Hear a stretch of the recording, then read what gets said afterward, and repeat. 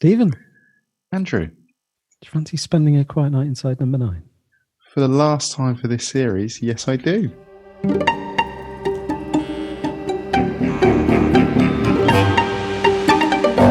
Yes, it's the last time for this series, episode 6 of series 6, the last night of the Proms.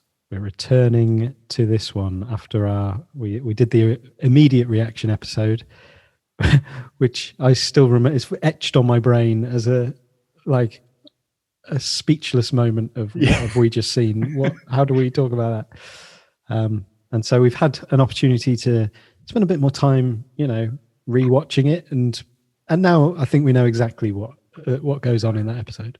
Having seen it twice more, I still feel like, what just happened there? I don't know. Yes, me too. It was an episode that certainly divided opinion, and I think has done ever since. Interestingly, I went into the YouTube comments to kind of pull out some of the conversations that were going on, and a lot of it's missing. Really? I don't know if I don't know if the original posters had changed their minds or gone back and removed what they said originally. But there was a lot of passion that came out straight away. And what I think was weird about the amount of passion that came out was that it did feel a bit like a both sides episode. Like we've seen episodes that have kind of touched on like wider social themes before. We've like Last Gasp, and fame, and kind of the trappings of fame and the greed around fame. We had the witch trials, which certainly felt like they had a bit of a societal reflection in there as well. But we haven't really had an episode that's really gone all out on an issue like this, especially one that's still really fresh and is still ripping people apart as we speak.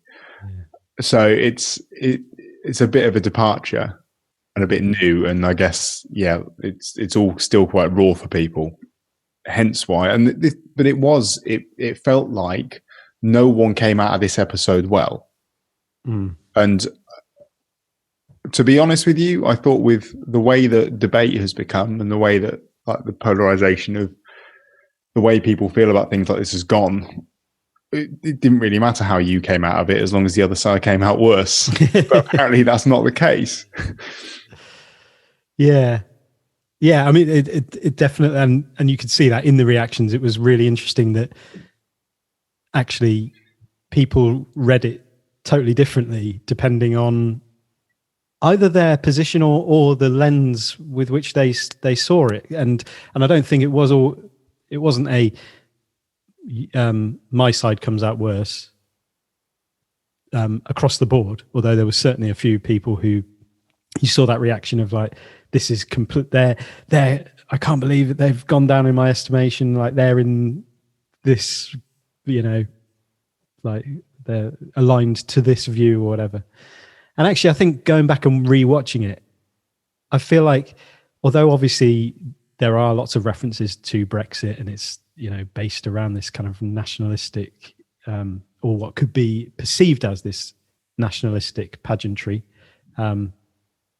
I think it's examining something more than that. I think that's just the surface of this episode, and they are not really making a comment either way. It's not a comment on Brexit, like in so much as that's obvious because everybody interprets what it's saying about Brexit in completely different ways. So it's like, okay, let's take that as a starting point and think, in that case, this is not a commentary on one side or the other of Brexit. It's a commentary on maybe the way that we are relating to all things, or the way that all of us relate to everything right now in society. And I think I found that a more interesting way to enter it rather than this kind of partisan approach. I think that what the focus on Brexit kind of gives it a focal point, I guess, to explore the ideas around division. Yeah. That aren't just around Brexit.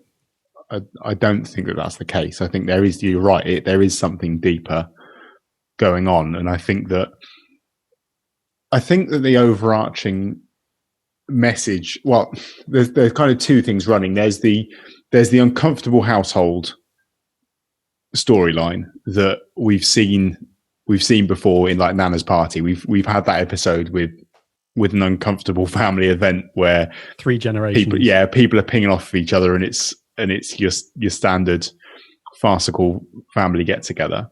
Mm-hmm.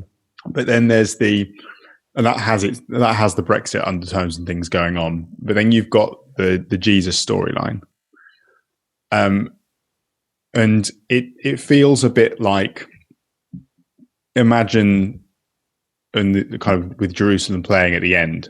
Imagine if Jesus did come again, as Jerusalem says he would, and came to England, and actually this is what would be done to him.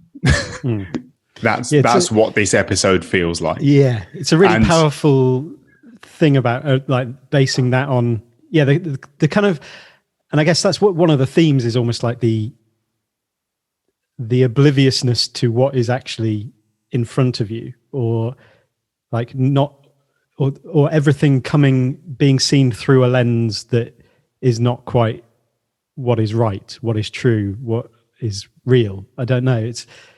And interestingly, because I was just doing a bit of reading around the Jerusalem stuff, which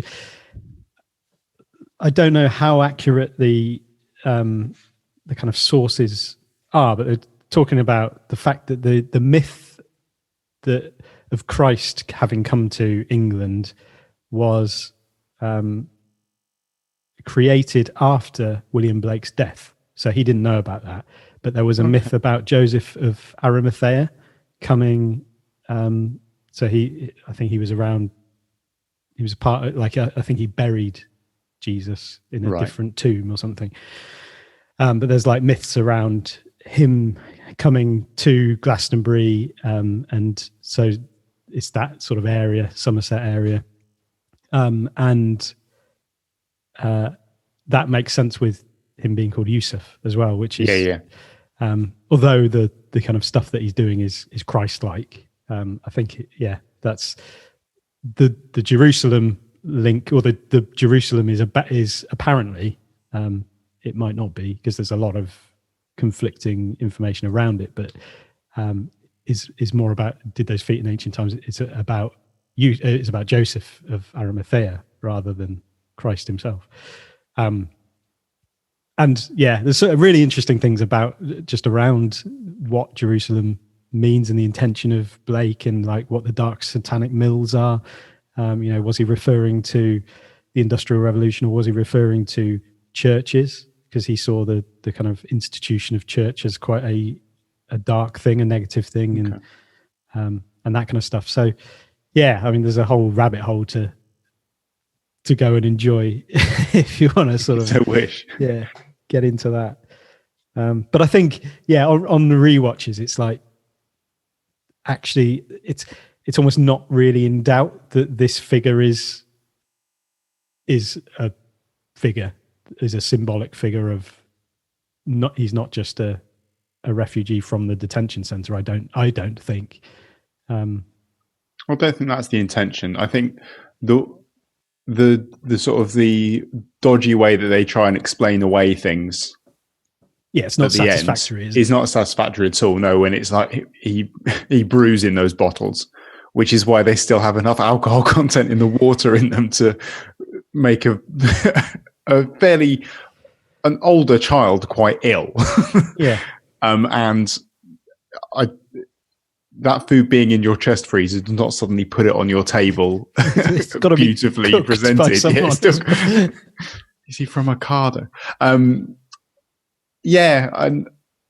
I think the other thing is that there's the very real divide in that family that comes from Brexit.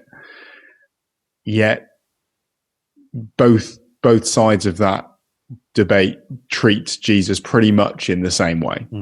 really. I mean, there is a slight.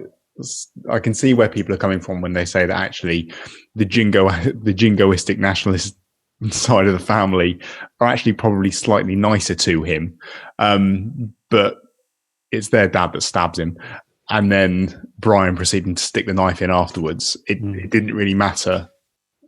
It's the fact that we now have this society that is ripped apart to the extent where it doesn't matter on which side of things you would fall on. Yeah.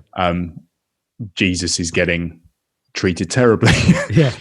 And it's an interesting reflection on just the idea of what unites people. Because, like, I think that the scene at the end where singing Auld Lang Syne and Brian is singing it, and when he obviously goes to hold what's her name's hand, Penny's hand, and I mean, yeah, there's a whole issue around Penny of like, you were the one, you invited him in, like that was you tapped on the window, you beckoned him, like you made him come in, like, so that the whole line about like he's an intruder in the house, like, no, Penny is responsible for inviting this guy in. But yeah, that the kind of the idea of we're united when we have a common enemy. And so that sense, you know, you hear it quite a lot, like actually the only way that we could have peace on earth from some perspective is if we had a alien enemy that we could all unite around defeating. Like, actually our sense of identity, our sense of that fight that we have within us is defined by an enemy, and when we have that united with other people, then that Auld Lang Syne thing, together, old acquaintances come back together around brutal, horrific. Yeah, they have that now. You're taking music as one of your A-levels, aren't you, Ollie? What? Your Uncle Mick asked you a question. You still studying music? Music tech. Oh, right, on the computers and such. Very wise. That's the future, isn't it? Not really. It's more like the present. Give me vinyl any day. Music is analog. Needs a range of frequencies. You lose so much compressing it into one of those little boxes. Little boxes. iPods, whatever. Shut up, Dad. No one cares. Wanker. No, I'm with you, Brian. Sometimes the old ways are the best. Well, that's something we can both agree on, at least. I think Mick is incredibly, because he doesn't come out with any of the, he enjoys the pageantry of it, the just performative aspects of it. Like, he doesn't come out with any of the kind of vitriolic anti anything stuff. No, and I think that's the way I think the very fact that they enjoy Last Night at the Proms so much with no interest in classical music at all kind of sums up their enjoyment of the surface level stuff. That's not for your hardcore Proms fans, is it? The Last Night is the populist. How many people can we get watching this, because it's all a bit of a laugh kind of thing, which is what frustrates Brian so much. But the fact that they don't really enjoy music, they enjoy Last Night at the Proms. It is all the surface level flag waving stuff that, I don't think Mick doesn't come across as, with the way he's portrayed in this episode, as a nasty piece of work. No, not at all. No. I mean, the only thing that he really has to say when his wife, what's his wife called? Dawn. When Dawn's saying it's an English concert for English people, and Ollie pipes up and says it's British. He says, yes, don't forget the Scots and the Welsh. There's more inclusion coming from him than pretty much anyone else in the room, even if it is just trying to keep the union together. But yeah, I mean, there's just little things with him, like his dabbing. He loves his dab. Yeah. One of my favourite bits is the little look on his face when Brian is Brian sarcastically says, "See the conquering hero comes," as a piece of music starts, and Mick kind of takes that to mean him. He gives a little raise his glass and a nod. Yes, self-satisfied look. It's so good. Yeah, and I do think Mick he's a character that you judge on first watch in a different way to actually how he is. I think he's very cleverly written in that respect, because there are a couple of things where you're like, really, but generally, and I think the same is true for Dawn, except like a lot, like she does come out with some more sort of questionable views, but I was struck by their hospitality, and Mick was very much like, looking out for, do you need anything? I need to get. I think it's Dawn actually says about the fact that Ollie is spitting feathers. Like, we need to get Ollie a drink, and even if it is just water, or so-called water, and they're looking out for Dad, and like all of that stuff. Like they are quite attentive to that. I think Dawn seems to have this real focus when she's looking around the room when there's no place like home being sung, and she's looking at all the trinkets and stuff, and the little thing that she wants to have done by the fire with "There's no place like home." I kind of get the impression that part of her views come from perhaps the fact that she didn't quite feel like she fitted in when she was growing up.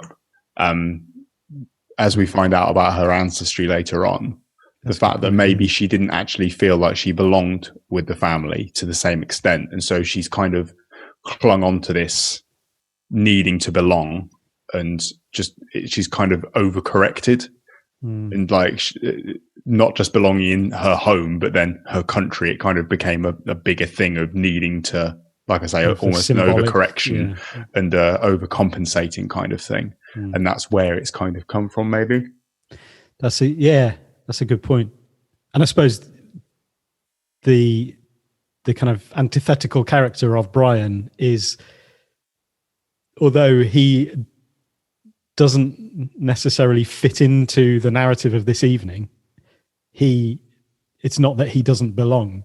It's that the unbelonging actually probably belongs more to Mick and Dawn than it does to Brian, who's got that. He's above them. Like, he's put himself into this position of superiority. Well, he describes them as the cuckoos, doesn't he? The cuckoos in the nest who have been, who don't deserve to be there. And actually it's his home and his castle, and they're the ones that don't belong. And from that point of view, he is the worst of all, really. He's claiming he has the superiority because they're not the English ones. Yeah. And that, I suppose, is highlighted again when there is that brief conversation about Brexit where Dawn says, "Get over it, like we won," or whatever it is. Roll, Britannia, Britannia rules the way. It's a rule, not rules. Rule, comma, Britannia, exclamation mark, Britannia, comma, rule the waves. It's an exhortation. It's not a statement of fact. Oh, shut up. No, I won't shut up. We had our charter of the land and you lost. Oh, we said we weren't going to mention that this year. 52%. It's not my fault the slugs voted for more salt. You're just jealous because we got our country back. Oh, your country? Yeah. Really? Yes. Brian! Well, you are welcome to it. There's like a weird division there, because it's like, you're jealous of who are you jealous of? Because you are part of the country. Like I think that's quite an interesting and insightful line about the feeling of belonging within a country. Because it's like, you're jealous that we got our country back, and what have you got? Like, it doesn't make sense. It doesn't.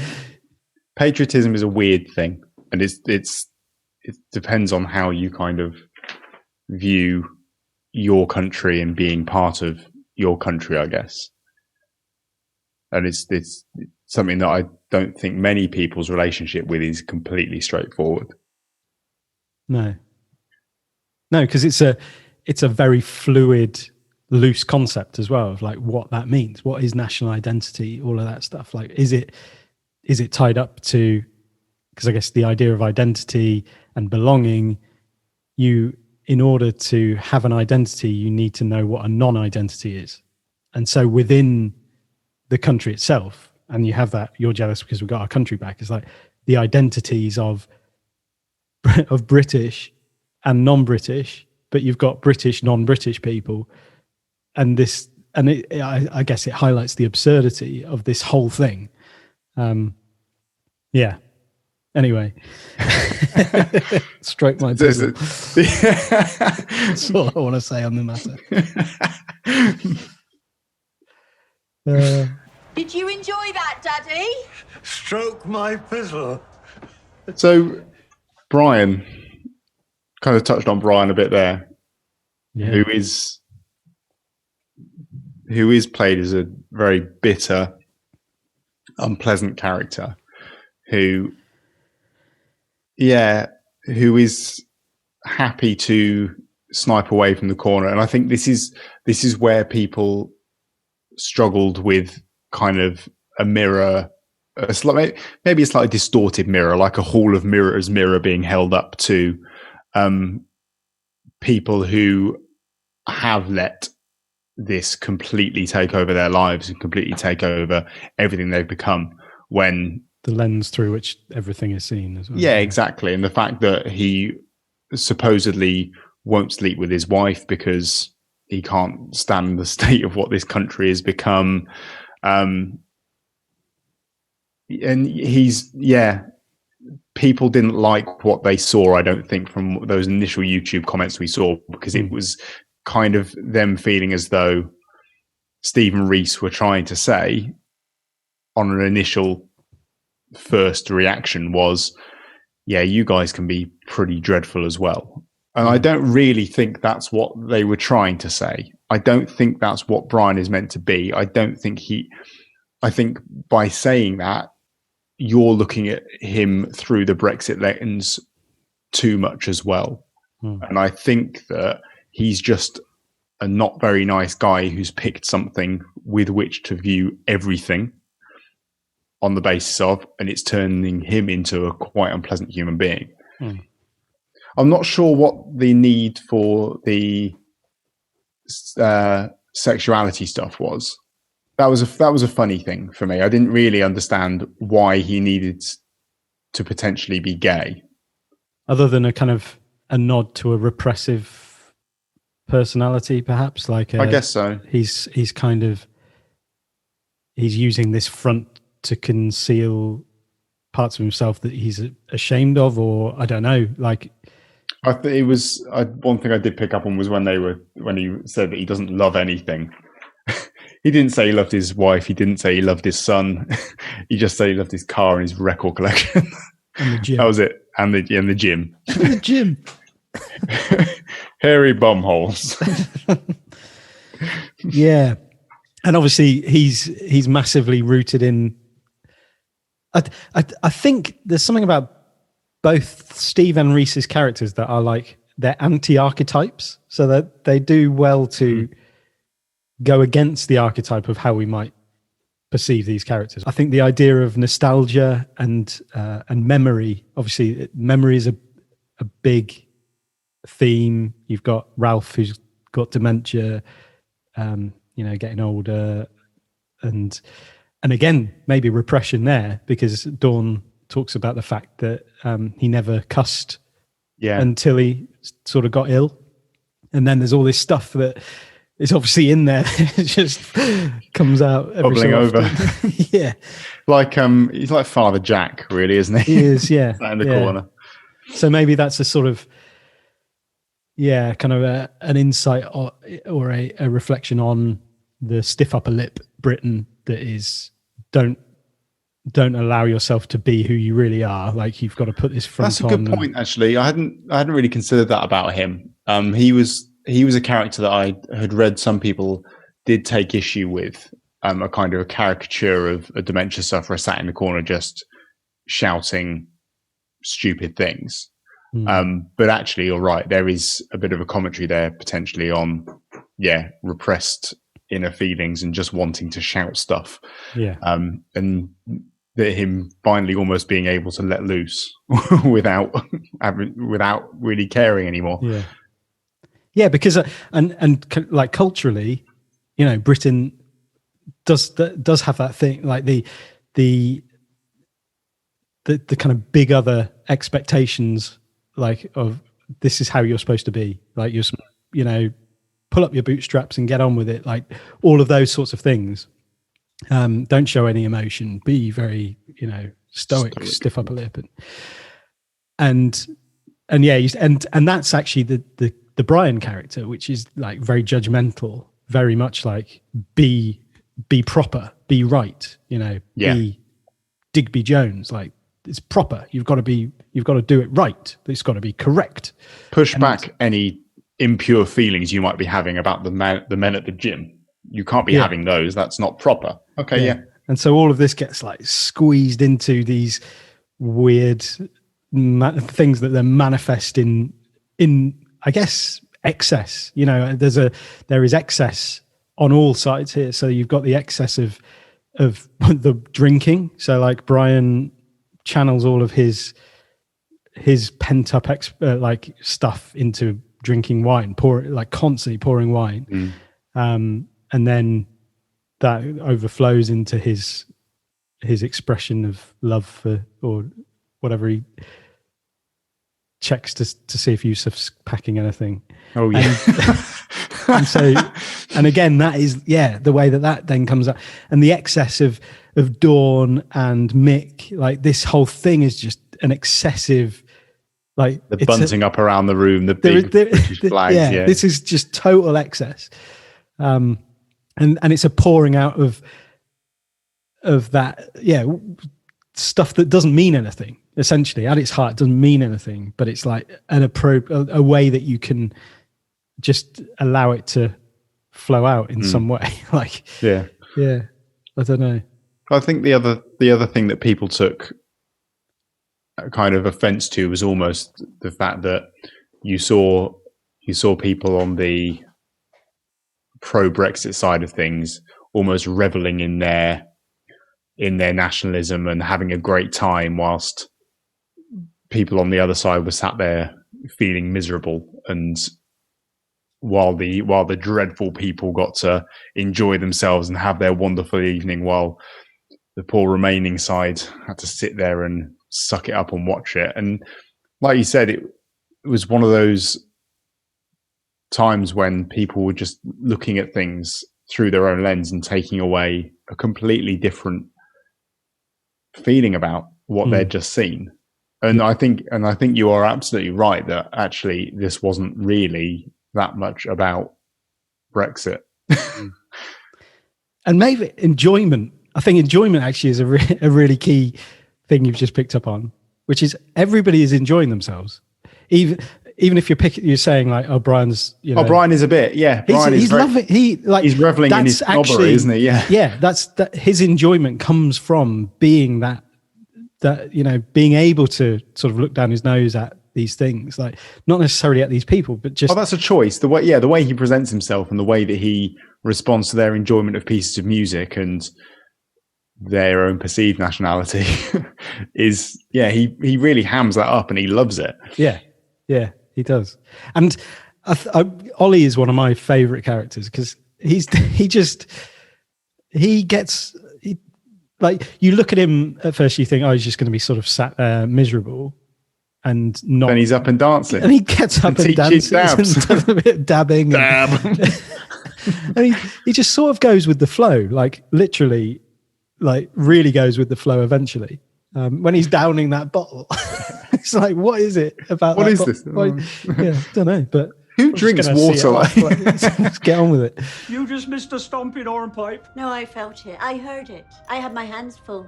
Ollie was up boogieing with the oldies. He taught me a few moves. Dab.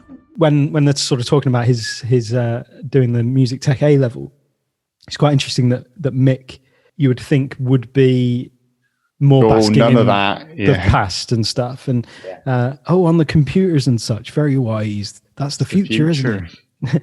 More like the present. Well, no, it's present. And then Brian is all over. and then he Music just is analog.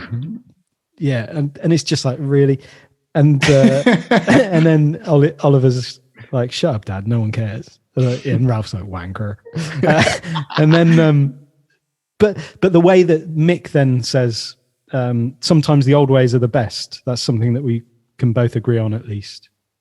Or is that Brian that says that bit? I can't remember. Brian says there's something we can agree on, at least. Yeah, but the way that Mick says sometimes the old ways are the best is like he's saying that, but not pinning all of his like identity into like the old ways are the best. We need to go back to the old ways. So it's another sort of insight into Mick's ability to like, and even as an off the cuff sort of thing, when Dawn talks about the fact he smashed a glass making cocktails, it's like, what was he doing making cocktails? Like, that's not I don't know, that doesn't strike me as a particularly Mick thing to do. But I think there's just excessive enjoyment. Again, I think it's just I love pouring there. They're very British cheese boards. He revels in listing every British cheese that was on there. Yeah, there's only 3 cheeses. Like, oh, is it like an the British ones he could get? Red Leicester. Red Leicester on cheese board. I was kind of hoping for like a medium cheddar and a double Gloucester. There's some quite evocative set pieces, aren't there? Like there's the hornpipe. I think the hornpipe, and that's where it's quite cool to base it around the pieces in the last night of the Proms. The fact it's kind of running like in real time with the Proms going on is really quite nice, because it's the whole Fantasia thing is playing out as it goes on in real time. And that's in the Inside Number 9 podcast, they said that the BBC gave them permission to use all that footage, didn't they? And they were allowed to was it 2018? Or? Yeah, I think so. This was the one that was COVID split, wasn't it? Yeah. This is when they started filming. I cannot tell where. I can't find the line. No. It's like the cut line. I'm not sure where it is, because they don't look different in any way at all. No. But yeah, the fact that they can kind of do those set pieces around each piece as they come around is really nice. And some of them do kind of descend into that fast thing that they've done really well in the past, like in Nana's Party, when it all goes to hell at the end. Yeah, it's like cutting, everything's just manic, and like Lacachette, the shitting in the box, and all of that. Who we got singing Britannia this year? Very serious looking, isn't he? Handsome though.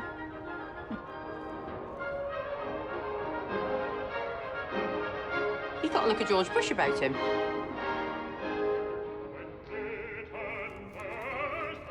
Boobies! Don't laugh, Oliver, please. This is medication. Titty jugs. For his diagnosis, I never once heard him say a cuss word. Now, like living with Sir James. Yeah, and the hornpipe scene is one of those where you're just like, what is happening here? Like, what is happening here? This is escalated fast, and which is brought to a brilliant close by the line. That's why they call it the poop deck. It's like, is it? I don't know. What's just happened to prompt that? It's just a fantastic, like, just Mick's shit himself. Pop that in there. And that's what they call it, the poop deck. Yeah, I love it, and the recovery, the way that they're all sort of like, wow, brilliant. It's almost like they've just, something has just happened, like some performance or it's almost like they're watching sport or engaged in like something really, I guess, again, or whatever, excessive and enjoyable. Or whatever Penny's up to in the other room. Exactly. Yeah. That was a weird choice as well. Penny essentially sexually assaulting someone that she's invited into the house was quite the what happened there? I know, and it's moments like that where you're like, what? Yeah, that was one of the what is happening? What does that mean? Yeah, what's going on? Like, and again, I suppose in the same way that you talk about like the necessity of Brian's sexuality. I think being significant. But you've spoken about that, and I guess it's kind of a similar thing here in that she's repressing the marriage problems.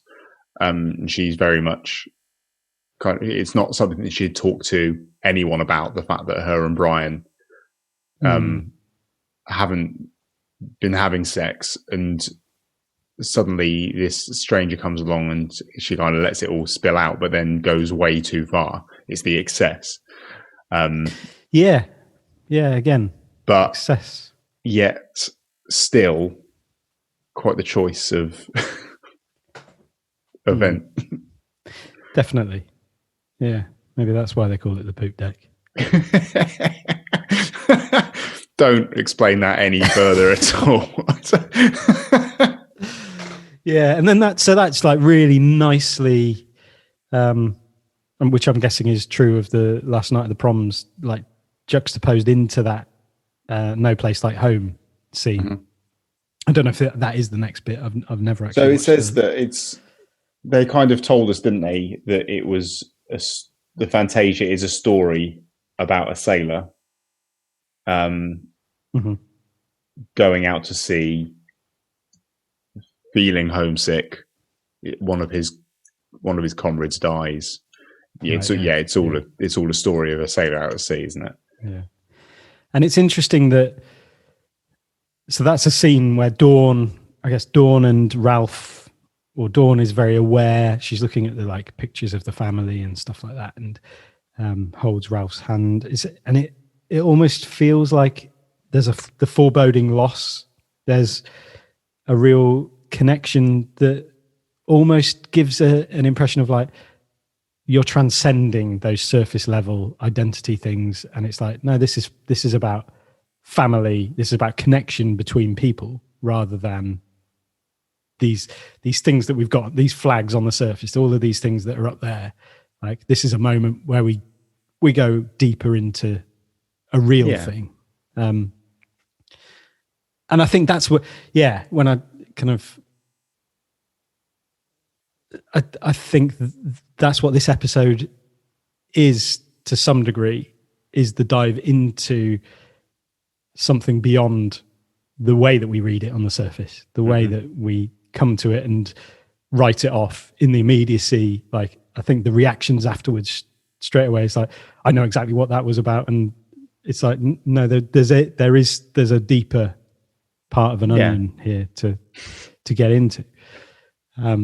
Or to if you want to, like, it's I don't know. I think the fact that it turning out that Ralph isn't her dad, and yet her reaction to that is very much the fact that, well, that doesn't matter. This is my family. That doesn't matter. Not just because she wants to keep the house, which seems to be Brian's main motivation out of this.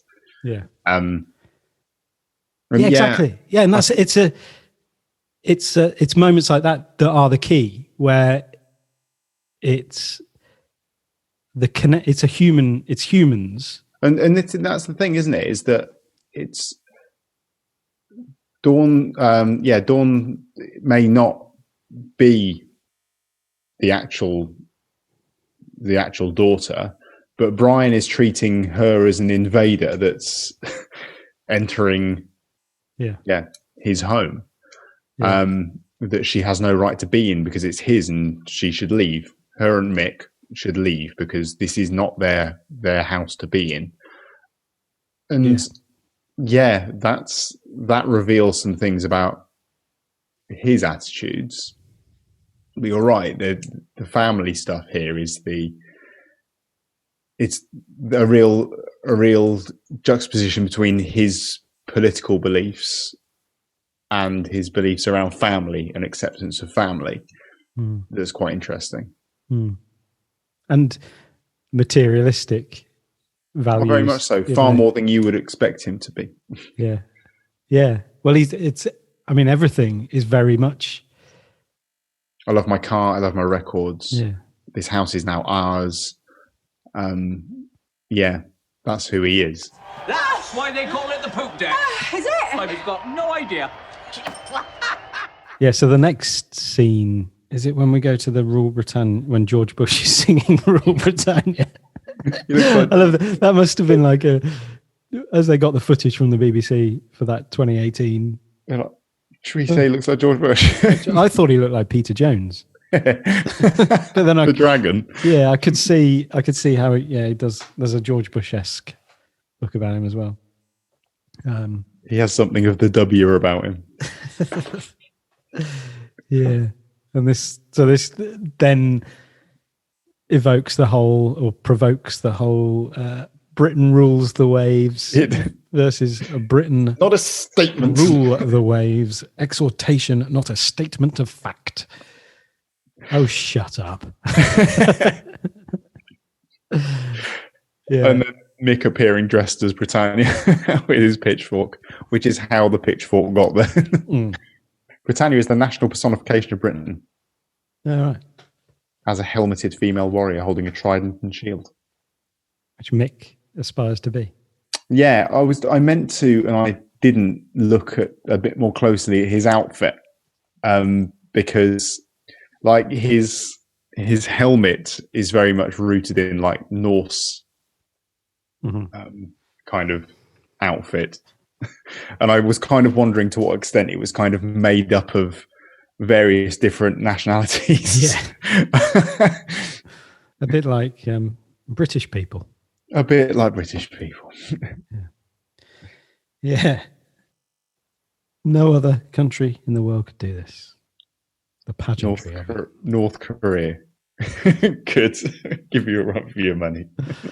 I was watching, I was like, I've never seen anything from North Korea that looks as chaotic and mad as that stuff though. Like, no, I think very regimented.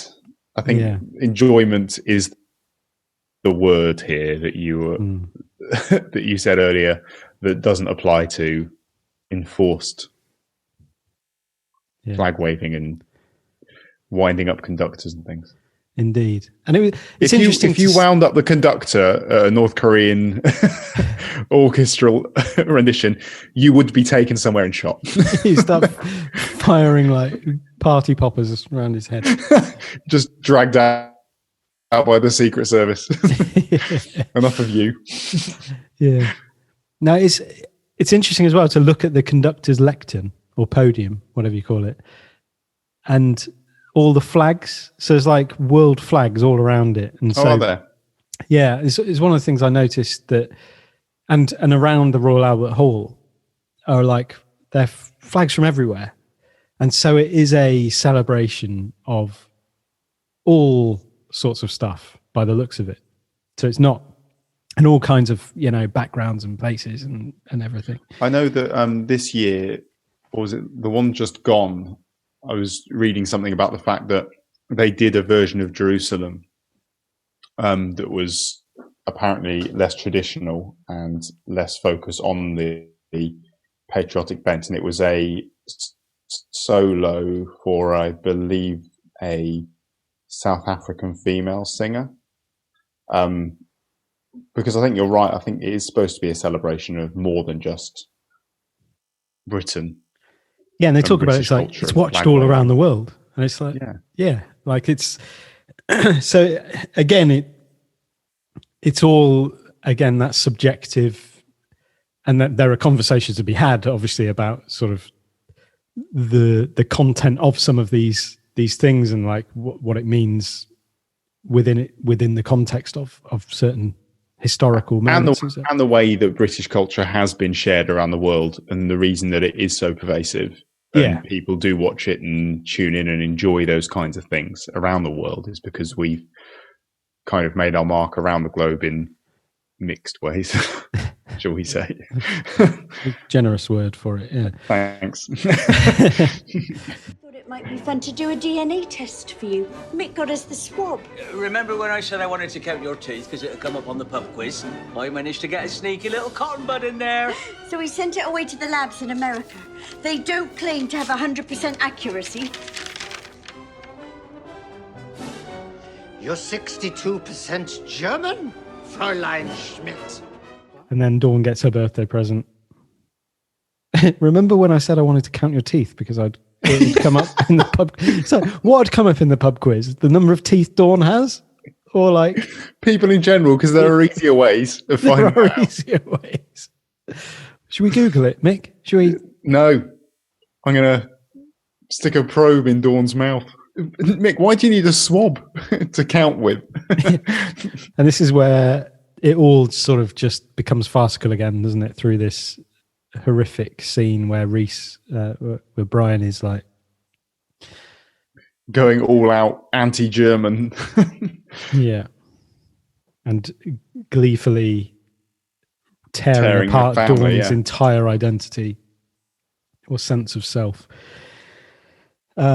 And then Ollie throws up and enter Yusuf, who Ralph seems to recognize as the person who's going to take him away. Straight away. Yeah. Straight away. He's straight on the, this is the personification of the white light. Yeah. Pulling me towards it. And then it's like, well, Mick thinks maybe like he might be an illegal immigrant from the detention centre in Yeovil. Like, let's give him some bread and some. That's depressing, isn't it? Bowl of milk or something. It's not a hedgehog. I think a simplistic read of that is these people are the more welcoming. But actually, they've just, without batting an eyelid, made reference to the fact that he's probably been locked up down at the detention centre for the illegal migrants down the road, without having any issue with that as a thing. That's what we do with them when they get here. We lock them up and and then it shows like a sense of absolute ignorance and naivety to the fact that I think like dehumanizing in that sense of like hedgehogizing him. Yes. Is an hedgehogizing. I'm sorry, I just realised what you said then. Dehumanizing, hedgehogizing. Can't go around hedgehogizing people, mate, and offering them bread and milk. Also, that's very bad for hedgehogs. So apparently so, yeah. Please. Whoa, you stay where you are, mates. Oh, now he's a little Englander. Shut up, Helga. He could have a bomb or anything. Put your hands up. Oh, I don't think that's necessary. He's probably one of these illegal immigrants come from that detention centre in Yeovil. Well, what's he doing here then? I don't know, he's probably just hungry. Do you want some bread or a little bowl of milk or something? He's not a hedgehog, Mick. Hands up! I don't know what my point was. It was, you wanted to use the word hedgehog. No, the ignorance and the fact that he is being treated as less than human is very revealing in itself. Yeah, but in a kind of innocent, ignorant sense. Yeah, because it's like actually there's a lack of confrontation with truth here. Like your life is there's a kind of a wall or a picture in your head of what it means, who the people in that refugee immigration center they look like this guy. They're not humans. They're hedgehogs essentially. Like it's that, and that is like I think so many of us are like fall into that trap of the dehumanization and of the categorization of people as needy or people as like, and you no, people are people, like people are people. And Brian reveals his kind of repressed true colours at this point with the way that he treats an unfamiliar person in the house. And immediately starts suggesting that they have a bomb on them. That he's quite keen to find out whether it's there or not with a thorough pat down. Yeah, in places where bombs aren't normally concealed. Well, that's usually where you conceal a cucumber wrapped in foil before you go through a metal detector, isn't it? It is indeed. Sorry, for any of you who don't realise Spinal Tap. It's not a reference to how I try and smuggle you say vegetables through customs. What is happening? When I came through earlier, all this food had been eaten. Yeah, the dog must have climbed up on a chair or something, and now... It's a miracle. Do you think he could be from Ocado? Does Penny realise at this point where she's... Yeah, so she's denied him 3 times. So the stigmata started happening, hasn't it, in the lounge during the pat down? Yeah. And Ollie picks up on the fact his hands are bleeding, and he's holding them out. We haven't seen at any point why that bleeding has started happening. They say something later about broken glass, I think, but we don't see that at all, do we? No. I mean, he is... I guess they've linked that together in the fact that he was hiding under the table at one point, and the cocktails were made there. But for holes in the middle of each hand. Yeah, then Dawn has Penny has a realization of denying him 3 times when she keeps saying she doesn't recognize him, she doesn't know who he is. That was also another thing at the beginning when she first invited him in. And I don't know whether we were given a bit of subconscious racism on Penny's part when she's saying, "I saw you earlier, didn't I? I gave you some money." Whether it's just a case of she gave some other guy on the street some money earlier, and she's just saying, "All these guys look the same," because he looks very confused and has no idea what she's talking about when she says that she gave him £2 earlier on. She saw him outside or if it's farm foods. The idea of like seeing the Christ figure in the person who's in need, or yeah, maybe. And then Penny says, "Forgive them, Father, for they know not what they do," which is actually a line that Jesus says when he's on the cross. But this is the moment at which Brian sticks the knife in. Is this a jealousy thing?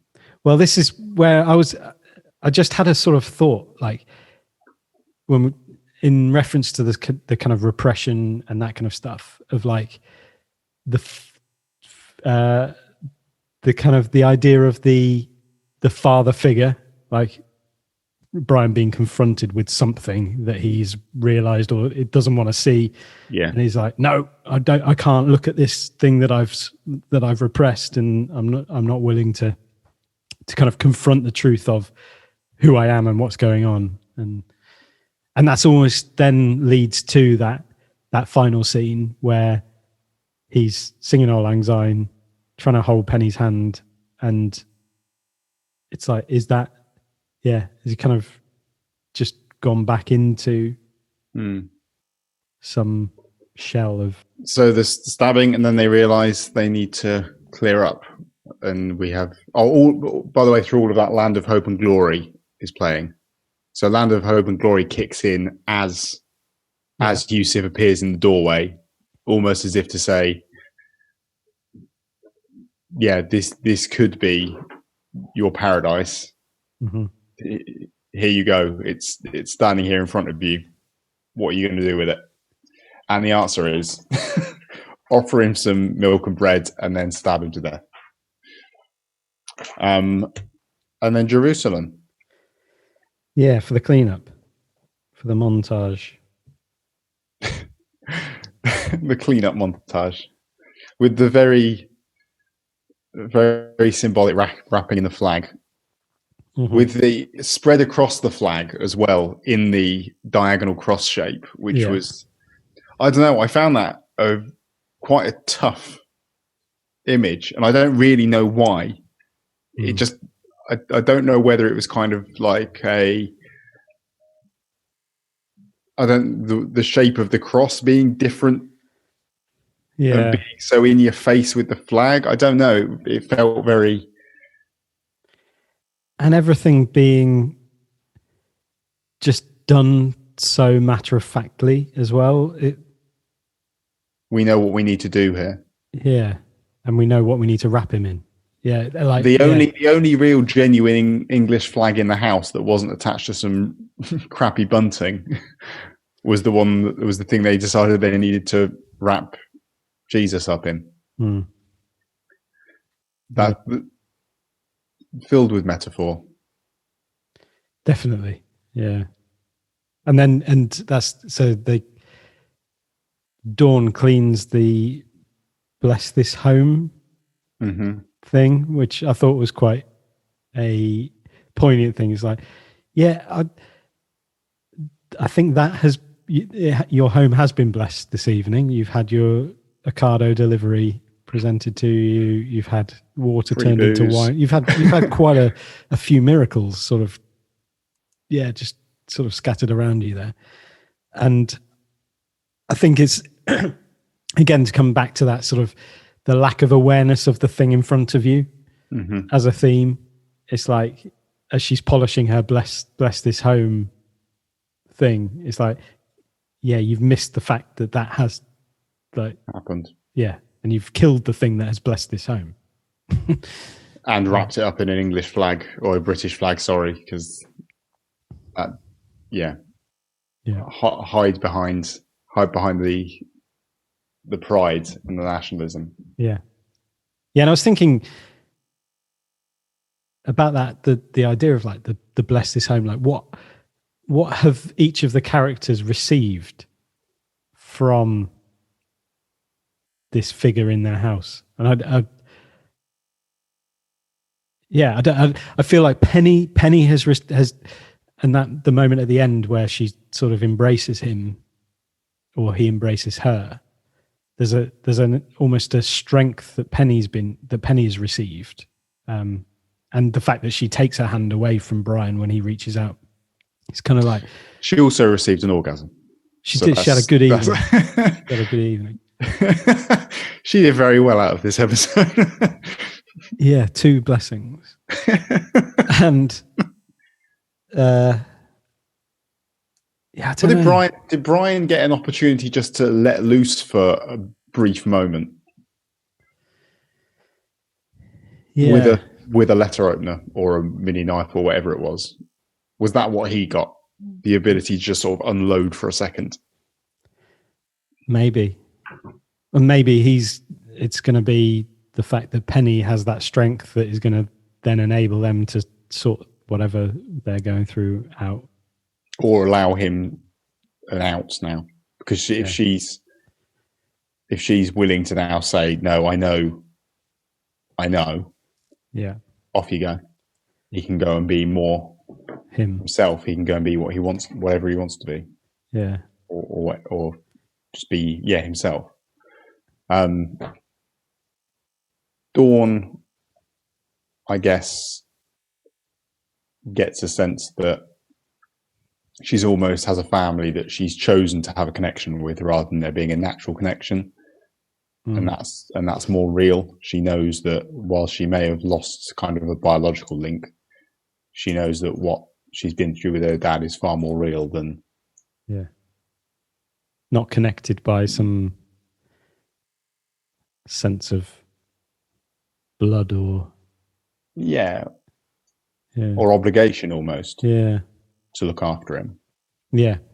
And she'll stick around and she'll keep doing that not because she wants the house, which is what Brian is kind of suggesting, but because she knows it's the right thing to do. And the thing is, Mick has lose the house because he's. That's true.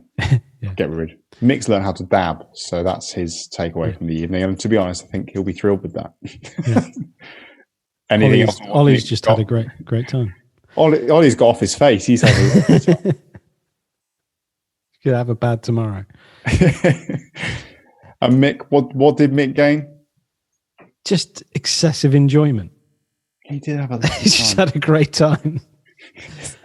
And Do you not feel as though the murder of the stranger in the house may have put a dampener on his evening?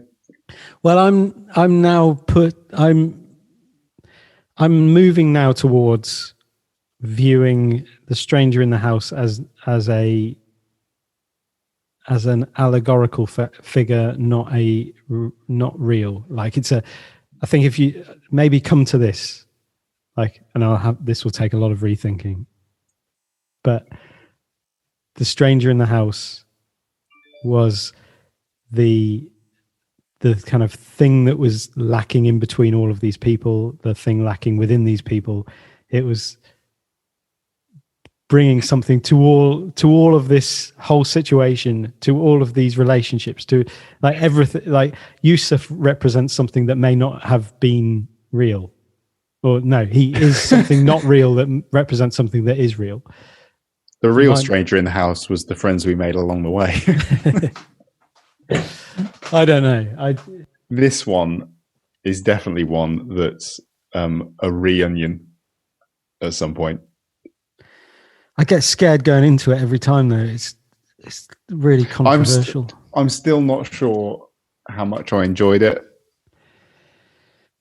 No, there was a lot going on, and whilst it's good, whilst I've enjoyed sitting down and having a chat about it, and being able to explore some of those things, there is a lot going on, and I think you're right in that there is a lot more beneath the surface of this episode than meets the eye, as there is with a lot of them. Otherwise, we would have really been wasting our time for the last 18 months. Yeah. I can appreciate it, but I don't know if I've enjoyed it. Yeah, I'd agree.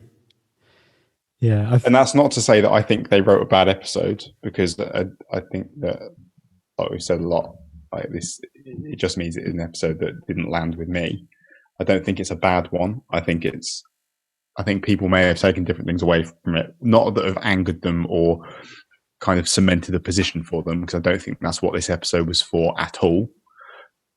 But I don't think it's landed with me, particularly in a way that's made me go, oh yeah, you're right. Yeah. And it's also true that you don't have to enjoy things that are good are sometimes not enjoyable as well.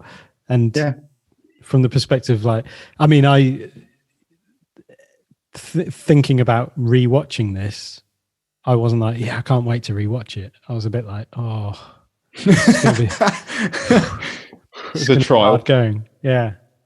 And not hard going in the sense of like, it's boring. It's just, it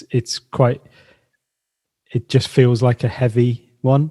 And I think it is all, we are still living in the thick of things, and it's still very fresh and still rattling on, and people are jumping to conclusions about what they're seeing, and it's all so raw that I think it's a difficult one to kind of almost commentate on.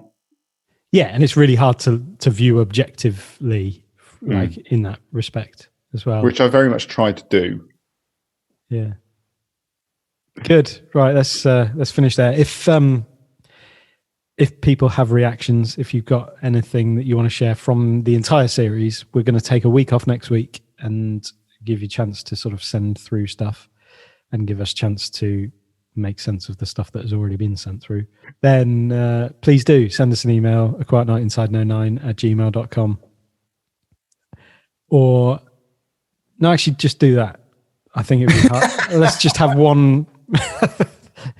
Let's have one method.